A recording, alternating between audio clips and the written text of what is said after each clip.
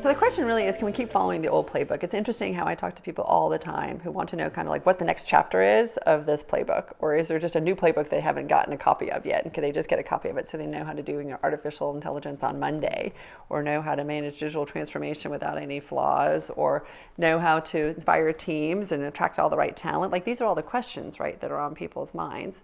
And so the question is, how do they do it? And the fact is, there isn't a playbook anymore, right? The playbook is dead. We cannot follow again a set of best practices or a way of doing it in the past. We're just a really different way in which we oriented.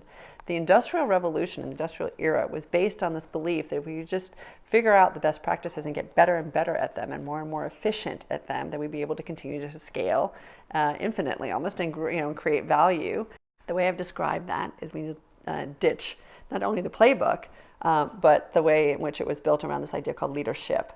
Leadership was an approach that everyone was taught. There was a certain, like, as synonymous with management, there was a certain way in which we did things. It was designed very specifically to be static, closed, hierarchical, to root out all variability so that we would not be in any way thrown off our game of consistent growth and scale. And it was designed, again, for short-term growth and short-term expansion.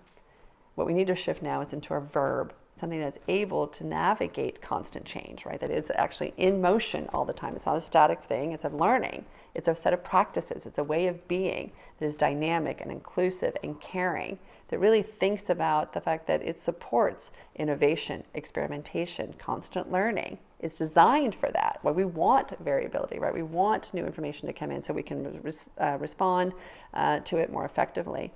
And is really oriented around long-term value creation. Not just in terms of quarter or year, but in terms of decade or even by generation, that we can look back at the decisions that we've made and think, yes, we've built really healthy, strong systems. So we can all, again, shift our thinking from this old industrial playbook way to this new dynamic leadering way.